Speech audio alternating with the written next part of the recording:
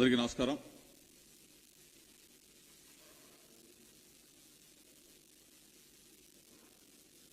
అయ్యో పాపం చంద్రబాబు.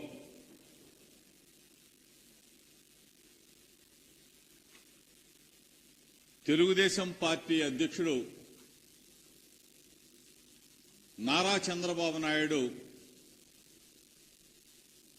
ఎక్కడికి వెళ్ళాడు, ఏమైపోయాడు, ఏ దేశానికి పారిపోయాడనేది పెద్ద క్వశ్చన్ మార్క్. జనానికి తెలియదనుకుంటే, తెలుగుదేశం పార్టీ నాయకులకే తెలియదనుకుంటే, తెలుగుదేశంలో కరుడు కట్టిన చంద్రబాబు నాయుడు తొత్తులకు కూడా పాపం చంద్రబాబు నాయుడు ఎక్కడికి వెళ్ళాడు, ఏ దేశం పోయాడు, ఎక్కడికి పారిపోయాడు, ఒక పెద్ద క్వశ్చన్ మార్క్. అసలు ఎవరికి తెలిసినా తెలియకపోయినా కానీ ఈనాడుకు తెలియాల. ఆంధ్రజ్యోతి రాధాకృష్ణ కన్నా తెలియాలి వీళ్ళిద్దరికి. తీరా చూస్తే వాళ్ళు కూడా క్వశ్చన్ మార్కే. ఈనాడు చంద్రబాబు నాయుడు విదేశీ పర్యటన ఎక్కడికి వెళ్ళాడో తెలీదు. విదేశీ పర్యటనకి వెళ్ళాడు, విశ్రాంతి కోసం మాత్రం వెళ్ళాడని చెప్పేసేమో ఈనాడు.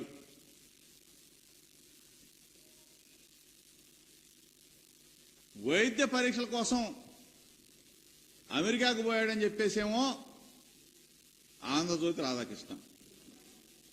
ఈ రెండు పేపర్ల మధ్య, అంటే చంద్రబాబు నాయుడికి రైటు, చంద్రబాబు నాయుడికి లెఫ్ట్ ఉన్న ఈ రెండు పేపర్లు, రెండు ఎల్లో మీడియాల మధ్య సఖ్యత లేదు. అంటే వీళ్ళిద్దరికే తెలియకుండా చంద్రబాబు నాయుడు ఎక్కడ పారిపోయాడు?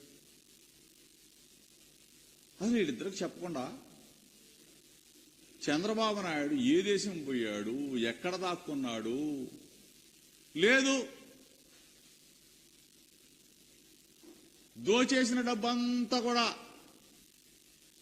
కొట్టేసిన డబ్బంతా కూడా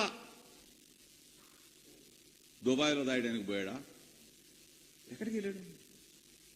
ఈ పరిస్థితుల్లో చంద్రబాబు నాయుడే కనపడకుండా పోతే తెలుగుదేశం పార్టీ అడ్రస్ గల్లంతా. అవునా కదా? తెలుగుదేశం పార్టీ అడ్రస్ గల్లంతు, తెలుగుదేశం పార్టీ నాయకుల నోటికి తాళాలు.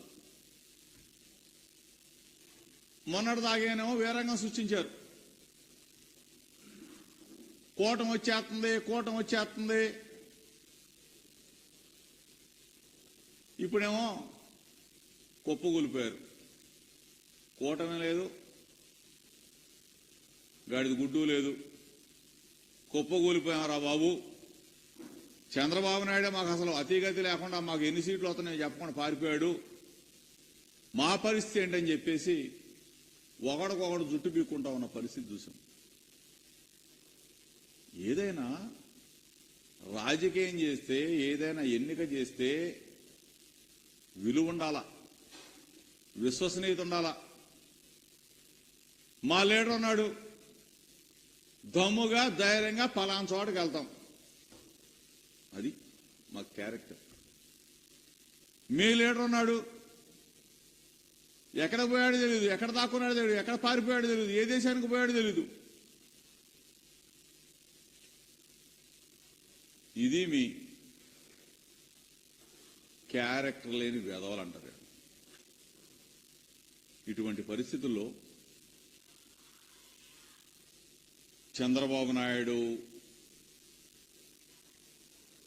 విశ్రాంతి కోసం వెళ్ళాడా, వైద్య పరీక్షల కోసం వెళ్ళాడా, దుబాయ్ పోయాడా, ఇటలీ పోయాడా, అమెరికా పోయాడా, ఇంకెక్కడ ప్రపంచంలో ఉన్నాడు అనేది తెలియాల్సిన విషయం. ఎందుకంటే దిక్కుమాల ప్రతిపక్ష నాయకుడిగా ఉన్నాడు కదా ఆంధ్రప్రదేశ్ రాష్ట్రానికి. దిక్కుమాల ప్రతిపక్ష నాయకుడు ఎక్కడికి వెళ్ళాడు అనేది జనానికి కూడా అవసరమేగా, మీడియాకి అవసరమేగా. కాబట్టి ఈ పరిస్థితుల్లో చంద్రబాబు నాయుడు ఆచూకీని కనుగొనవలసిన పరిస్థితి. ఈరోజు ఎన్నికలు అయిపోయినాయి, ఎన్నికల సంగ్రామం జరిగింది. విలువలు విశ్వసనీయత ఒకవైపు, కూటములు కుట్రలు ఒకవైపు.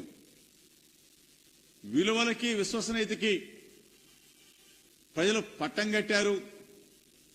విశ్వసనీయ నేత, విలువలు గల నేత ఒక మాట చెప్తే ఆ మాట కోసం మిన్ను విరిగి మీద పడ్డ ఆ మాట కోసం నిలబడే జగనన్న వైపు జనం నిలబడ్డారు.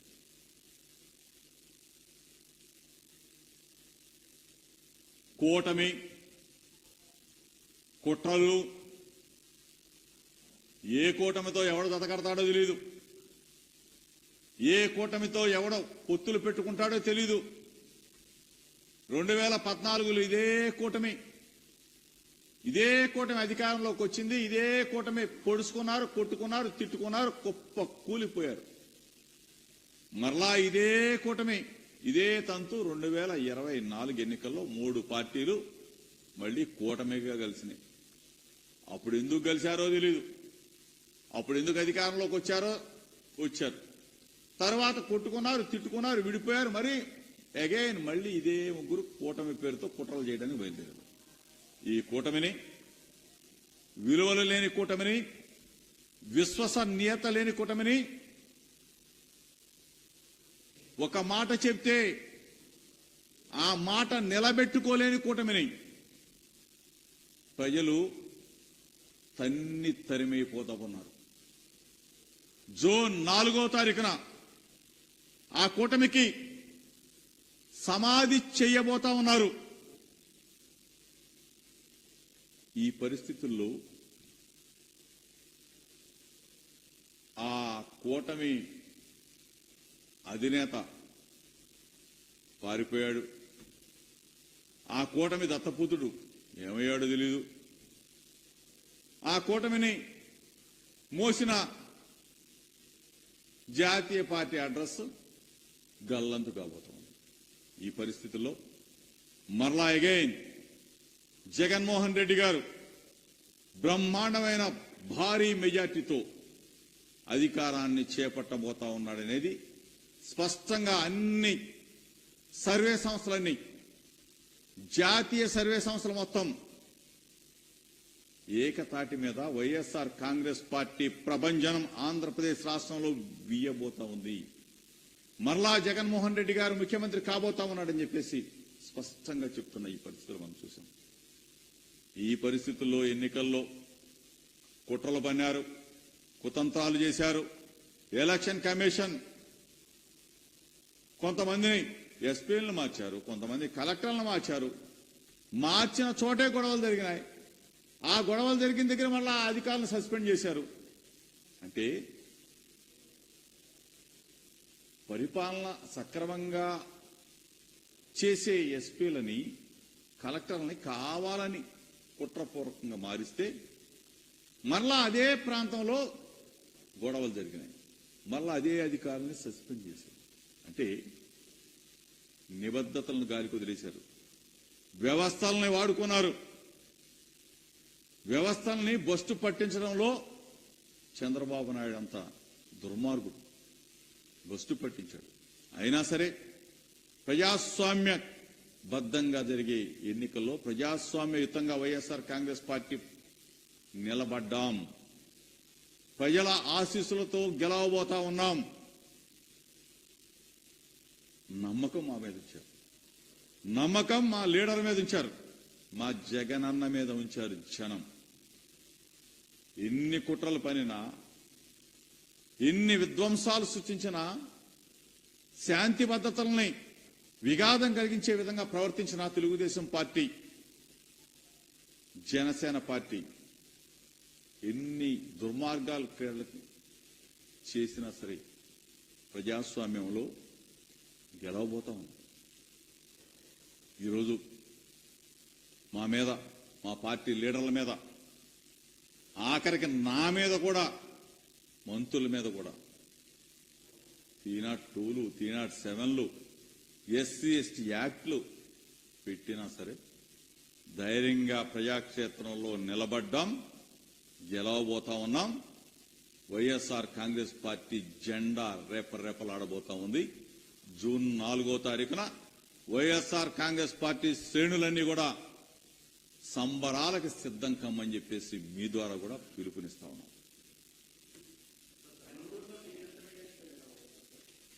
పెనమలూరులో బ్రహ్మాండమైన మెజార్టీతో గెలవబోతా ఉన్నాం.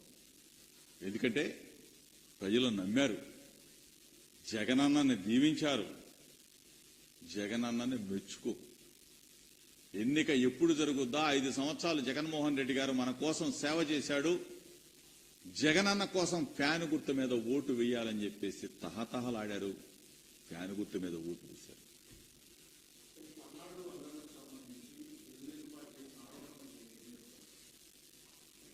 పల్నాడులో శాంతి భద్రతల్ని, ప్రజాస్వామ్యాన్ని కూనీ చేసింది తెలుగుదేశం పార్టీ. అక్కడ అల్లర్లకి ప్రేరణ తెలుగుదేశం పార్టీ, చంద్రబాబు నాయుడే. ఎక్కడ ఏది జరిగినా సరే రెచ్చగొట్టే కార్యక్రమం చేసింది చంద్రబాబు నాయుడే, తెలుగుదేశం పార్టీనే. మేము ప్రజాక్షేత్రంలో శాంతియుతంగా ఉన్నాం, మేము ప్రజల పక్షాన ఉన్నాం, ప్రజలు మా పక్షాన ఉన్నారు. ఈ పరిస్థితుల్లో ప్రజలు ఓటు వేయడానికి మాకు సిద్ధంగా ఉంటే మా పార్టీ మేమెందుకు అల్లరి చేస్తాం, మేమెందుకు రెచ్చగొడతాం? చంద్రబాబు నాయుడు అనే వ్యక్తి ఆరిపోయే దీపం లాగా ఉన్నాడు కాబట్టి, ఆరిపోతానికి సిద్ధంగా ఉన్నాడు కాబట్టి, తెలుగుదేశం పార్టీ అడ్రస్ గల్లంతు కాబోతోంది కాబట్టి ఈ రాష్ట్రంలో విధ్వంసాలు సృష్టించాడు, శాంతి భద్రతకు విఘాతం కలిగించాడు,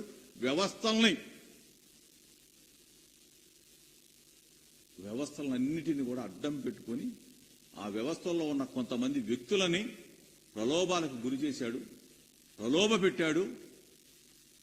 ఈ రోజున ఇటువంటి విధ్వంసాలకు జరగడానికి కారణం దిక్కుమాలిన ప్రతిపక్ష నాయకుడు చంద్రబాబు నాయుడు.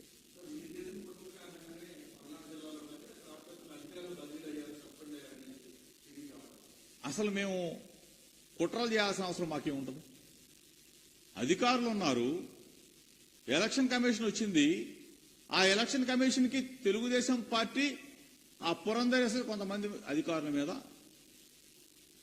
రిపోర్ట్ ఇచ్చారు. దాని ఆధారంగా ఆ జిల్లాల్లో ఉన్న అధికారులను మార్చారు. ఆ జిల్లాల్లో ఉన్న అధికారులను మార్చారంటే సమర్థవంతులు, అంతకన్నా సమర్థవంతులు వేస్తారని అనుకుంటాం కదా. మరి అక్కడే అల్లరి జరిగింది, అక్కడే ఇబ్బంది పెట్టారు, మళ్ళీ ఆ అధికారులనే సస్పెండ్ చేశారు. అంటే ఉన్న అధికారులు సమర్థవంతులైతే ఆ సమర్థవంతమైన అధికారులను తీసేసి అక్కడే మళ్ళీ కొంతమంది అధికారులు వేసి అక్కడే వాళ్ళని సస్పెండ్ చేశారంటే వ్యవస్థను ఏ విధంగా మేనేజ్ చేశారు, వ్యవస్థను ఏ విధంగా వాడుకున్నారు, అల్లాలకు ఏ విధంగా పాల్పడ్డారు? ఇది చంద్రబాబు నాయుడు నైజం. వ్యవస్థల్ని భ్రష్టు పట్టిస్తాడు చంద్రబాబు నాయుడు.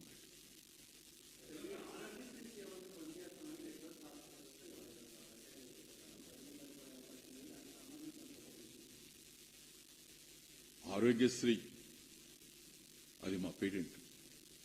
డాక్టర్ వైఎస్ రాజశేఖర్ అంతకుముందు చంద్రబాబు నాయుడు వదిలేసి వెళ్ళిపోయిన 1800 బకాయిలనే మా ప్రభుత్వం, మా జగనన్న మేము మరలా 1800 కోట్ల రూపాయలు బకాయిలు కట్టి ఆరోగ్యశ్రీని మరలా గాడిలో పెట్టి ఈరోజు ఆరోగ్యశ్రీ మరలా రేపు మేము రాబోతా ఉన్నాం కదా. జగనన్న మరలా ముఖ్యమంత్రి కాబోతా ఉన్నాడు. ఏ బకాయిలు ఉన్నా కానీ తీర్చేస్తాం, ఆరోగ్యశ్రీని గాడిలో పెడతాం, ప్రజల ప్రాణాలను రక్షిస్తాం. చంద్రబాబు నాయుడు కనపడిపోతే ఇద్దరిని అడగాల, రేపేం చెప్తారో చూడాలి. ఇద్దరు రైటు లెఫ్ట్ ఏం చెప్తారో ఈ రామోజీరావు గారు, ఈ రాధాకృష్ణ గారు. ముందు వీళ్ళిద్దరికి ఇబ్బంది చంద్రబాబు నాయుడు కనపడిపోతే, ఎందుకంటే వీళ్ళిద్దరే పట్టుకొచ్చేస్తారు. అందుకనే కదా ఈ బాధలు. ఎక్కడ పోయాడు తెలియకుండా పాపం. ఎవడన్నా ప్రతిపక్ష నాయకుడు ఈ దిక్కుమాలినోడు కాకపోతే నేను పలానా చోటకు పోతున్నాను, నా కంటి ఆపరేషన్ లేదా నా గుండె ఆపరేషన్, నాకు లేదా నా కడుపు నొప్పి ఏదో చెప్తాడు అన్న పోయి. ఒకడేమో ఆరోగ్య బాగాలేదు పోయాడు అంటాడు, ఒకడేమో విశ్రాంతి కోసం విహారయాత్ర పోయాడు. ఏది నమ్మాలా? ఎక్కడ కనీసం ఎక్కడ పోతున్నారో కూడా ప్రతిపక్ష నాయకుడు చెప్పకపోతే ఏంటిది? ఇంత దుర్మార్గంగా ప్రతిపక్ష నాయకుడు మీ గురించి మేము ఆందోళన పడాలా? నువ్వేమో హ్యాపీగా ఏడ దొంగన్నావు తెలీదు, ఏడ డబ్బులు దాచుకున్నావు తెలీదు, నీ గురించి మేము ఆందోళన చెందాలా? ఏంది ఇది? ఒక మొక్క చెప్పిపోతే బాగుండు కదా. ఓకే అన్న.